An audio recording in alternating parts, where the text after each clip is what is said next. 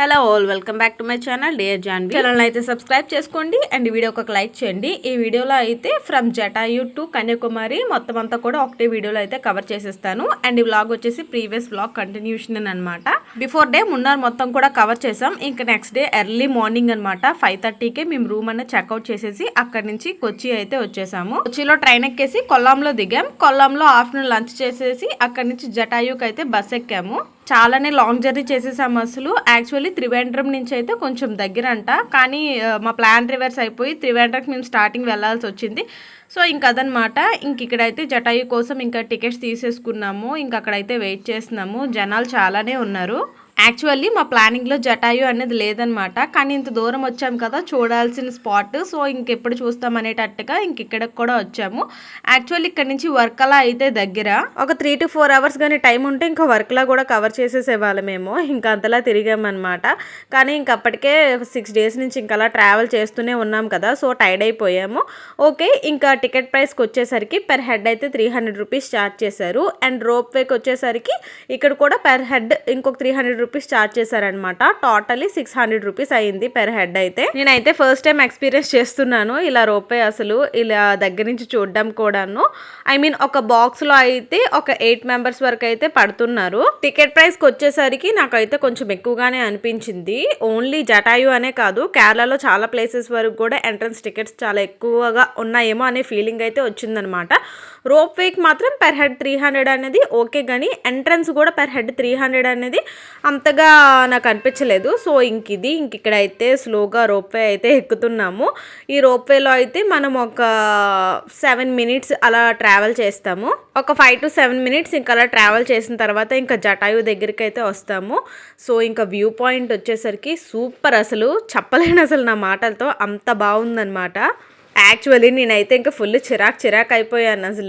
అసలు ఎందుకు ఇంత దూరం ట్రావెల్ చేసి జటాయుకి రావాల్సిన అవసరమే ఉంది, ఆ పైకి వెళ్ళిన తర్వాత ఏముంటుంది, జస్ట్ ఒక స్కల్ప్చరే కదా అన్నట్టుగా మాట్లాడాను. కానీ వచ్చి చూసిన తర్వాత మాత్రం మంచి ఫీల్ వచ్చింది. అసలు నేను అనుకున్నదంతా తప్పు. అసలు నిజంగా రావాల్సిన ప్లేస్ అసలు జటాయు. చూడండి అసలు ఎంత బాగుందో. ఇది దూరం నుంచి అనమాట వ్యూ, ఎలా కొండ మీదకి వెళ్ళే కొద్దీ అలా కనిపిస్తుంది. నాకు తెలిసిన స్టోరీ అయితే చెప్తాను. సీతాదేవిని రావణాసురుడు సంహరించి తీసుకువెళ్ళేటప్పుడు ఈ జటాయు అన్నది రావణాసురుడితో ఫైట్ చేసిందనమాట సీతాదేవిని కాపాడడం కోసం. అప్పుడు రావణాసురుడు తన కత్తితో ఒక రెక్కనైతే నరికేశాడు జటాయుది. అప్పుడు ఆ పక్షి వచ్చి ఇక్కడ పడింది అని అంటూ ఉంటారు. దానికి ప్రతీకగా ఇక్కడైతే ఇలా జటాయుని బిల్డ్ చేశారు అనేసి అయితే అంటారు. అసలు మొత్తం అంతా కూడా సింగిల్ స్టోన్ అనమాట. ఆ కొండని ఇలా జటాయు షేప్ లో అయితే చెక్కారనమాట. వరల్డ్స్ లార్జెస్ట్ బర్డ్ స్కల్ప్చర్ ఇది. యాక్చువల్లీ జటాయు లోపలికి కూడా మనం వెళ్ళొచ్చు. లోపల ఒక మ్యూజియం లా అయితే కడుతున్నారు. అదంతా ఇంకా అండర్ కన్స్ట్రక్షన్ లో ఉంది. సో ఇంకా లోపలికి అయితే ఎవరిని అలౌ చేయలేదు. ఇగోండి ఇవైతే జటాయు రెక్కలు. జటాయు సీతాదేవిని కాపాడడానికి వెళ్ళి ఇలా పడిపోయింది కదా, సో ఇక్కడైతే ఉమెన్ కి రెస్పెక్ట్ ఇచ్చి ఇక్కడ జాబ్స్ అనేవి చాలా మంది వరకు ఉమెన్ కే ఇచ్చారనమాట. ఇంకా జటాయు అంతా చూసేసి అక్కడి నుంచి అయితే లోపలికి శ్రీరాముడి విగ్రహం చాలా పెద్దది ఉన్నదండి, చాలా బాగుంది. అసలు గోల్డ్ కలర్ తో అయితే శ్రీరాముని విగ్రహం చాలా పెద్దగా ఉన్నది. ఇక్కడ కోతులు చూడండి, మంకీస్ కూడా ఉన్నాయి, జై హనుమాన్ లాగా. పైనుంచి వ్యూ అయితే చాలా బాగుంది. అసలు నాకు ఈ వ్యూకి వచ్చిన తర్వాత నాకు అర్థమైంది ఏంటి అంటే, ఇప్పుడు ప్రెసెంట్ మేమున్న ఏరియా అలా ఉన్నదో లేకపోతే కేరళ మొత్తం అలానే ఉంటుందో తెలియదు, కానీ ఒక స్లాంట్గా అయితే లేదనమాట. అంతా కూడా చిన్న చిన్న హిల్స్ అనమాట. అప్ అండ్ డౌన్ ఇంకా అలా ఉంటూనే ఉన్నది. సో ఇక్కడైతే మా పాప రాముని దర్శనం చేసుకున్న తర్వాత ఇంకా ఐగిరి నందిని సాంగ్ పాడుతుందనమాట.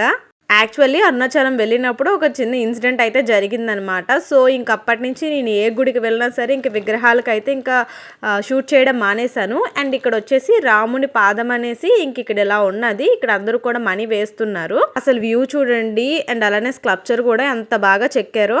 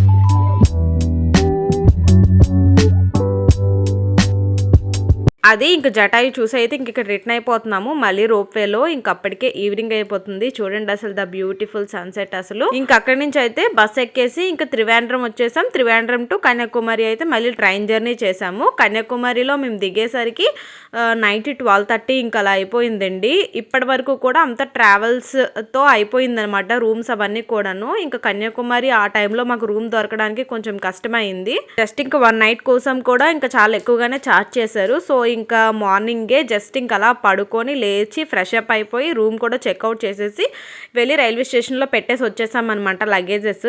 ఇంక అక్కడి నుంచి అయితే ఇక్కడ కన్యాకుమారి అమ్మవారి టెంపుల్కి అయితే వచ్చాము. అమ్మవారి టెంపుల్ కూడా చాలా బాగున్నది అండ్ దర్శనం కూడా మంచిగా చేసేసుకున్నాం అనమాట. Mainly Kanyakumari sunrise and sunset చూడడానికి అయితే వస్తారు. యాక్చువల్లీ ఆ రోజు మార్నింగ్ 5:30కే మా హస్బెండ్ అండ్ వినయ్ అయితే సన్సెట్ చూడడానికి వెళ్ళారనమాట. కానీ నైట్ అప్పటికే పడుకునేసరికి 2 o'clock అయిపోయింది.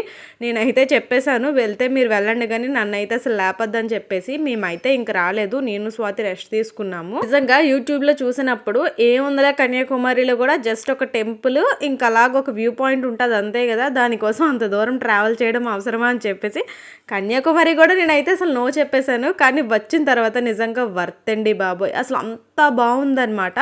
మీకు మొబైల్లో చూస్తే కొంచెం నార్మల్గానే అనిపించవచ్చు కానీ అసలు నిజంగా బయట చూస్తే మాత్రం సూపర్ వ్యూ పాయింట్. అసలు మన ఇండియాకి చాలా డౌన్లో ఉంటుంది అనమాట. ఐ మీన్ లాస్ట్ కన్యాకుమారినే ఉంటుంది. ఇది తమిళనాడు స్టేట్కి సంబంధించి ఉంటుంది.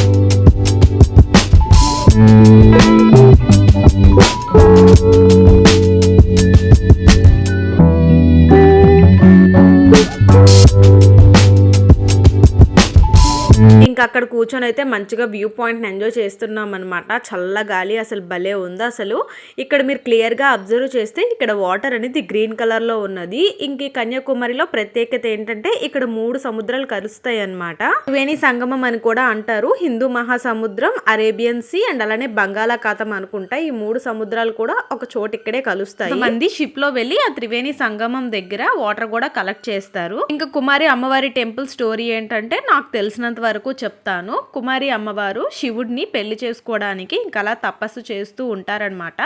శివుడు ప్రత్యక్షమై తనని పెళ్లి చేసుకోనని చెప్పేసి రిజెక్ట్ చేస్తారు. అప్పుడు శివుడు తనకు ఒక వరం ఇస్తారనమాట. సో ఏ చోటు ఉండైతే తపస్సు చేసావో ఆ ప్రాంతం అంతా కూడాను నిన్ను ఒక అమ్మగా భావించి కొలుస్తారు అని చెప్పేసి అన్నారు. ఇంకా ఆవిడ పెళ్లి చేసుకోకుండా కన్యగానే మిగిలిపోయారు. మనందరి చేత కూడా పూజలు అందుకుంటున్నారు. ఆవిడ వలనే ఈ ఊరుకు కూడా కన్యాకుమారి అనే పేరైతే వచ్చింది. ఇంక ఇక్కడ అయితే సీ దగ్గరికి వచ్చామన్నమాట. ఇంకా నార్మల్గా ఇంకా అలా కాలు తడుపుకుంటూ అయితే ఆడుకుంటున్నాము. యాక్చువల్లీ స్నానం చేయాలనిపించింది అనమాట. అసలు అంత బాగుంది అసలు. కానీ మాకు ఇంకా అసలు స్కోప్ లేదనమాట. లగేజెస్ అన్ని కూడా ఇంకా అప్పటికే రైల్వే స్టేషన్లో పెట్టేసి ఉన్నాము. యాక్చువల్లీ అప్పటి వరకు కూడా ఇంకా బోటింగ్ చేయాలి అనే థాట్ రాలేదనమాట. చాలా టైం అనేది ఇంకా అలా బీచ్ దగ్గరే వేస్ట్ చేసేసాము. ఇంకా ఆఫ్టర్నూన్ లంచ్ చేసిన తర్వాత అయితే ఇంకా బోటింగ్ కోసం వెళ్దాంలే అని అయితే అనుకున్నాము. తమిళనాడు వచ్చేసాం కదా, ఇంక టికెట్స్ అయితే నార్మల్ ప్రైస్లోనే ఉన్నాయండి. పెర్ హెడ్ అయితే జస్ట్ ఓన్లీ 100 రూపీసే ఛార్జ్ చేశారు బోటింగ్ అయితే. కానీ లైన్లోనే మేము ఒక గంటన్నర అలా వెయిట్ చేసాం అనుకుంటాను. చాలా పెద్ద లైన్ ఉంది అసలు బోటింగ్కి. ఇంకా బోట్లో అక్కడి నుంచి అక్కడ కనిపిస్తుంది కదా స్వామి వివేకానంద స్టాచ్యూ, అక్కడ వరకు అయితే తీసుకొని వెళ్తారు. కానీ నిజంగా బోట్ రైడ్ అయితే మాత్రం చాలా భయం వేసిందండి. ఎంత భయంకరంగా గడిచిందంటే అలలు చాలా పెద్దగా ఉన్నాయి. దానికి తోడు ఎవ్వరికి కూడా లైఫ్ జాకెట్స్ ఏమి ఇవ్వలేదు.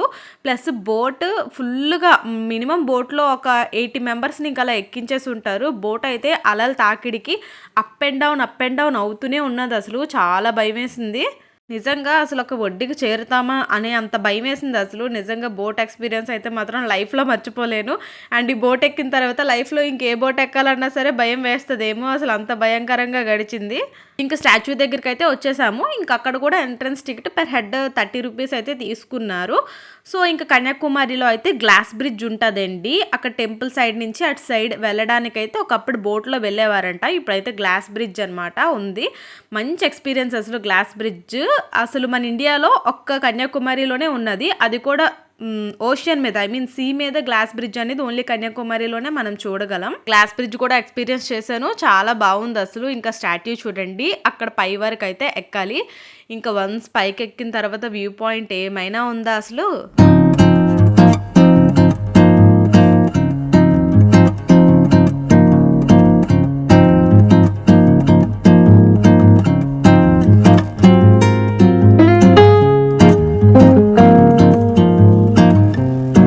యాక్చువల్లీ ఇంక రిటర్న్లో వెళ్ళేటప్పుడు అయితే నిజంగా గుండె ఆగిపోయినంత పని అయిందండి. అసలు ట్రైన్కి అందుతామా అందమా అనుకున్నాము. మా హస్బెండ్ ఏమో ట్రైన్ టైమింగ్ 6 o'clock అనమాట, అతనేమో 6:30 అని చెప్పారు.